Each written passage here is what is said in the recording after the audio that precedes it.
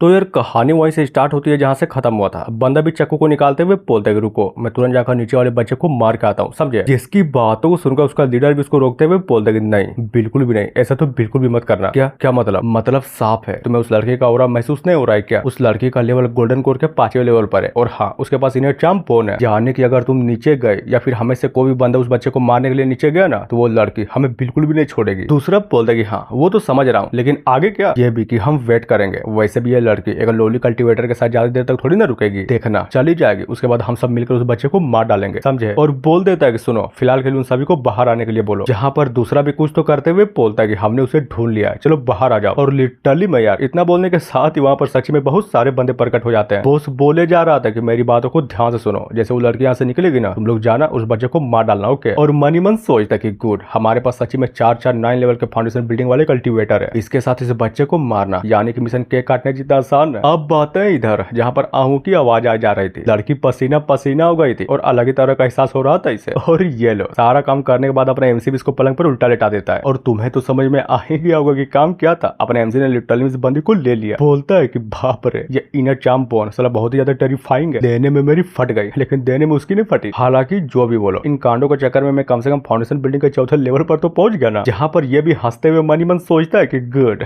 Good यार good, मुझे लगा नहीं था कि इतनी जल्दी मेरे जैसा एक बंदा लिटरली फाउंडेशन बिल्डिंग के 4थे लेवल पर पहुंच जाएगा। नाइस, अब मैं क्या समझूंगा, मेरे पास किसी न किसी का आशीर्वाद तो जरूर है। तभी लड़की को दिखाया जाता जो कि अपनी आंखों को खोलते हुए कराए जा रहे थे और ये देखकर अपने एमसी भी चौंक जाता है। जहां पर बात करें लड़की की, तो भी अपने एमसी को उठते के साथ सिर्फ एक ही बात बोलती है कि सुनो, तुम्हारा कल्टीवेशन उतना भी हाई नहीं है, लेकिन हाँ अगर बात करो तुम्हारी स्किल की तो वो बहुत ही बड़ी है। एक बात बताओ, तुम कर क्या रहे थे? क्या पिछली रात को टॉर्चर कर करके तुम मुझे मारना चाहते थे हा? और ये सुनकर अपने एमसी कुछ नहीं बोलता, बल्कि ये बोले कि पूरा का पूरा शांत था। तभी अचानक से घुटनों में आ जाता कि माफ करिए, मुझसे बहुत ही बड़ी गलती हो गई, माँ कसम मेरे ऐसा कोई भी इंटेंशन नहीं था, मैं थोड़ी ना ये सब करना चाहता था, वो तो आप थे जिसने मुझे फोर्सफुली ये सब करने पर मजबूर किया। लड़की बोलते अरे छोड़ो यार, वैसे भी सब कुछ बोलने के लिए बहुत ही ज्यादा लेट हो चुकी है, समझे। और हाँ चलो ये बताओ, तुम्हारा नेक्स्ट प्लान क्या है और तुम करने का चाहते हो? है क्या मतलब मेरा नेक्स्ट प्लान? और मनी मन सोचता है इस लड़की का कहने का कहीं ये मतलब तो नहीं ना कि मैंने जो किया उसकी मुझे पूरी रिस्पॉन्सिबिलिटी लेनी पड़ेगी। हालांकि मैं मना नहीं कर रहा हूँ, लेकिन इस लड़की का बोलने का मतलब सही में यही था ना, कहीं उल्टा पुल्टा सोचा तो मार डालेगी। सीन चेंज होता है लड़की की ओर, जो कि अपने एमसी के नाक को धरते हुए बोलते कि क्या देख रहे हो, शायद तुम समय की गंभीरता को अच्छे से नहीं समझ पाए हो। वो भी क्या नहीं समझ पाया? तो फिर बताइए आखिर मुझे समझना क्या है।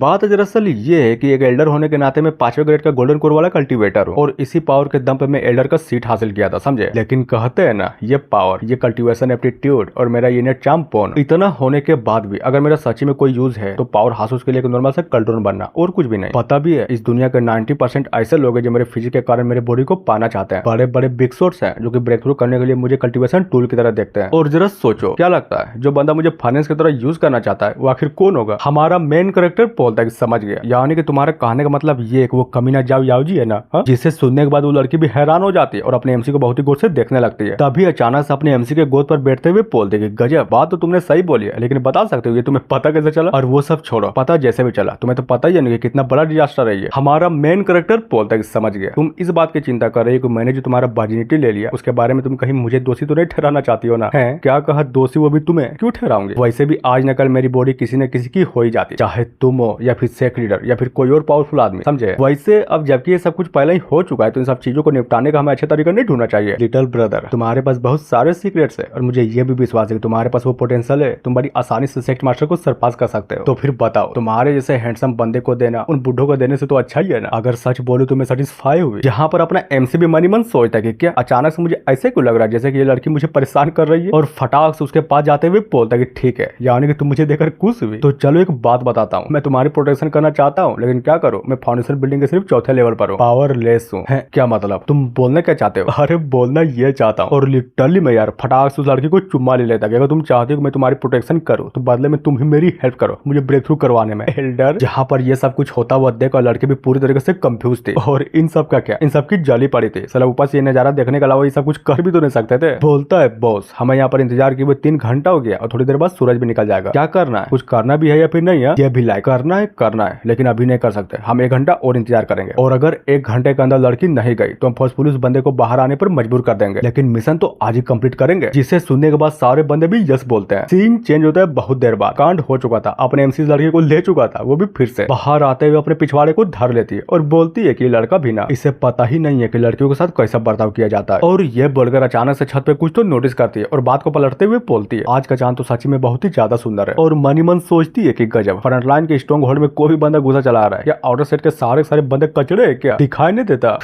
खैर छोड़ो वो सब, एक तरफ से ये अच्छा ही हुआ। अगर ये लड़का सच्ची में इन छोटे मोटे लोगों को भी नहीं संभाल सकता तो फिर बताओ मेरा आदमी कहलाने का लायक कैसे होगा। यहाँ पर बात करें अपने एमसी के, तो इतना ठोकने के बाद फाइनली इसका फायदा हो जाता है, अपनी आंखें खोलता है और ब्रेक थ्रू होने के बाद इसका लेवल पहुंच जाता है फाउंडेशन बिल्डिंग के 5वें लेवल पर। सोचता है कि गुड यकीन नहीं हो रहा कि मैं इतनी आसानी से फाउंडेशन बिल्डिंग के 5वें लेवल पर पहुंच चुका हूँ। नाइस। और जैसे ही कुछ और सोचा तभी ढम से करके वो सारे बंदे छत को तोड़ते हुए नीचे आ जाते हैं। एक बोलता है अकेला है, जल्दी करो इसे खत्म करो, हमें तुरंत फटाक से यंग मास्टर का बदला लेना होगा। और ये सुनकर वो सारे के सारे बंदे अपने एमसी को जान से मारने के लिए आगे की ओर बहुत स्पीड से बढ़ जाते हैं। लेकिन एमसी का क्या, वो भी अपने स्वord को निकालते हुए बोलता है कि गुड ज्वालिंग सेट के बंदे हैं, जाओ परफेक्ट टाइमिंग है, मुझे भी अपने करंट स्टैंड को चेक करना है, कोई न बचेगा, नरसंहार होगा। और जी हाँ, इतना बोलने के साथ ही एपिसोड यहीं पर खत्म होता है। तो मिलते हैं नेक्स्ट वीडियो में जो कि अगले हफ्ते आएगी। So thank you.